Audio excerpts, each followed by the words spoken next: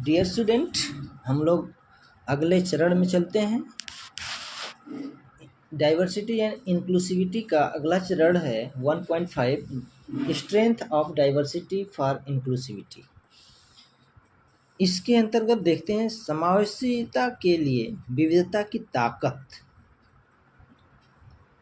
इसमें हम लोग बात करेंगे कि समावेशन की अवधारणा और समावेशन की नीति को व्यवस्था में व्यापक रूप से लागू किए जाने की ज़रूरत है। बच्चे के जीवन के हर क्षेत्र में, चाहे स्कूल में हो या परिवार में या बाहर, सभी जगहों पर बच्चों की भागीदारी सुनिश्चित किए जाने की ज़रूरत है। स्कूल को ऐसे केंद्र के रूप में विकसित किए जाने की आवश्यकता है जहां बच्चों को उनके जीवन की तैयारी कराई जाए और यह सुनिश्चित भी किया जाए कि सभी बच्चे, खास शारीरिक या मानसिक रूप से असमर्थ बच्चे, समाज में हाशिए पर जीने वाले बच्चों और कठिन परिस्थितियों में जीवन यापन करने वाले बच्चों को सबसे ज़्यादा फायदा मिले। उन्हें अपनी प्रतिभा का प्रदर्शन करने के मौके और प्रोत्साहन सहपाठियों के साथ बांटने के लिए अवसर देना बच्चों में प्रोत्साहन और जुड़ाव को पोषण देने का शक्तिशाली तरीका हो सकता है। स्कूल में अवसर कुछ गिने चुने बच्चों को ही मिलता है, लेकिन ऐसा नहीं होना चाहिए। मौका देना उनके आत्मविश्वास को और स्कूल को लोकप्रिय बनाना होगा। पर दूसरे बच्चे अपेक्षित महसूस करते हैं और स्कूल में पहचाने जाने की इच्छा उनके मन में भी रहती है। तारीफ करने के लिए हम श्रेष्ठता और योग्यता को आधार बना सकते हैं, लेकिन अवसर तो सभी को दिया जाना चाहिए। इसमें विशेष आवश्यकता वाले बच्चे भी शामिल हैं, जिन्हें दिए गए काम को पूरा करने के लिए ज़्यादा समय व मदद की ज़रूरत होती है। ज़्यादा समय व मदद की ज़रूरत होनी चाहिए। ज़्यादा अच्छा होगा अगर शिक्षक ऐसी गतिविधियों की योजना बनाते समय कक्षा में बच्चों के से चर्चा कर सके। बच्चों की सुविधा के अनुसार समूह के कार्यों को विभाजन को प्राथमिकता दे। विविधता की ताकत की बात करें तो विभिन्नताएं विविधता को जन्म देती हैं, ऐसा हम लोग मानते हैं। एकजुटता विविधता को संरक्षित करती है, यह भी मानते हैं। राष्ट्रीय पाठ्यचर्या 2005 एवं निःशुल्क शिक्षा अधिकार 2009 के आने के बाद से कक्षाओं और विद्यालयों में विविधता को एक महत्वपूर्ण संसाधन के रूप में अपनाया जा रहा है।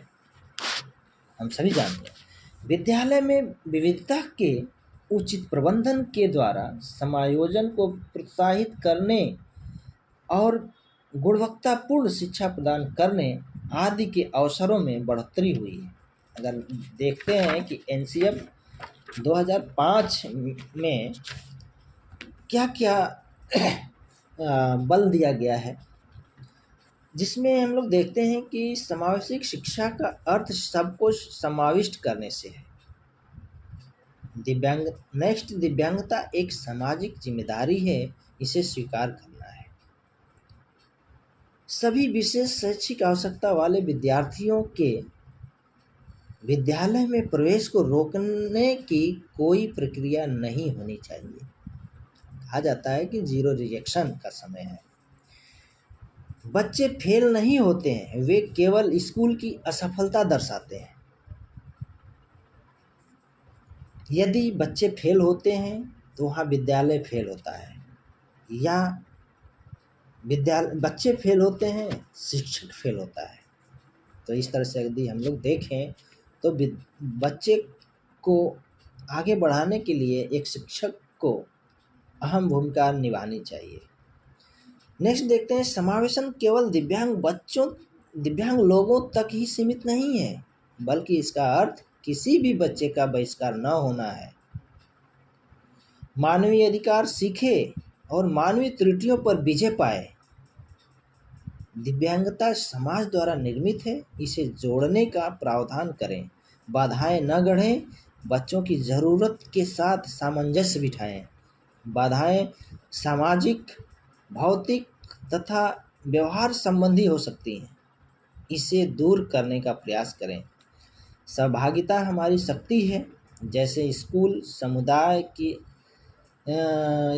स्कूल शिक्षा, शिक्षक की शिक्षा, बच्चों की शिक्षक, अभिभावक के स्कूली तंत्र एवं तंत्रों की शिक्षा की बात करते हैं। साथ मिलकर पढ़ना सभी बच्चे के लिए लाभदायक है, इसमें अच्छा व्यवहार भी समावेशित है। अच्छा पढ़ना चाहते हैं तो बच्चों से सीखें, उनकी कमियों को नहीं बल्कि उनकी शक्तियों को पहचानने, उनमें आपस में आदर और परस्पर निर्भरता को बढ़ाएं, ऐसा प्रयास करना चाहिए हमें। अगर हम बात करते हैं विविधता में एकता की, तो भारत की जो सोच है या भारत का जो संरचना है, उसमें हम लोग देखते हैं कि भारत की विविधता को अनेकता में एकता को उसकी ताकत का स्रोत माना गया है। जब अंग्रेजों का भारत पर राज था तो विभिन्न धर्म, भाषा और धर्म की महिलाओं और पुरुषों ने अंग्रेजों के खिलाफ मिलकर लड़ाई लड़ी थी। भारत के स्वतंत्रता संग्राम में अलग अलग परिवेशों के लोग शामिल थे। उन्होंने एकजुट होकर आंदोलन किया और जेल गए, और अंग्रेजों ने सोचा था कि वे भारत के लोगों में फूट डाल सकते हैं, क्योंकि उनमें काफ़ी विविधताएं हैं और इस तरह उनका राज चलता रहेगा। मगर लोगों ने दिखला दिया कि वे एक दूसरे से चाहे कितने भी भिन्न हो, अंग्रेजों के खिलाफ लड़ी जाने वाली लड़ाई में वे सब एक थे। इस हत्याकांड में एक ब्रिटिश जनरल ने उन शांति प्रिय निहत्थे लोगों पर खुलेआम गोलियां चलवा दी थी, जो बाग में इकट्ठे होकर सभा कर रहे थे। महिला, पुरुष, हिंदू, मुसलमान एवं सिख, कितने सारे लोग थे जो अंग्रेजों की पक्षपातपूर्ण नीति का विरोध करने के लिए जमा हुए थे। आप सभी जानते हैं, उसमें बहुत सारे लोगों की जानें गईं और उससे भी ज़्यादा घायल हुए। स्वतंत्रता संग्राम के दौरान उभरे गीत और चिन्ह विविधता के प्रति हमारा विश्वास बनाए रखते हैं। क्या आप भारतीय झंडे की कहानी जानते हैं? स्वतंत्रता संग्राम के दौरान ही भारत के झंडे की परिकल्पना की गई थी। इस झंडे को सारे भारत के लोगों ने अंग्रेजों के खिलाफ इस्तेमाल किया था। जवाहरलाल नेहरू ने अपनी किताब भारत की खोज में लिखा कि भारतीय एकता कोई बाहर से थोपी गई चीज़ नहीं है, बल्कि यह बहुत ही गहरी, जिसके अंदर अलग अलग तरह के विश्वास और प्रथाओं को स्वीकार करने की भावना है। इसमें विविधता को पहचानना और प्रोत्साहित किया जाता है। यह नेहरू ही थे जिन्होंने भारत की विविधता का वर्णन करते हुए अनेकता में एकता का विचार दिया। इस प्रकार से बच्चों, हम लोग जानते हैं कि जो स्थिरता है, जो विविधता के लिए समावेशिता की बात करते हैं, या यूँ कह लें कि समावेशिता के लिए विविधता की ताकत की बात करते हैं, तो ये हमारी बहुत बड़ी ताकत है कि हम दिखते तो अलग हैं लेकिन हैं एक। इस प्रकार से हमारा यूनिट फर्स्ट पूर्ण रूप से समाप्त होता है।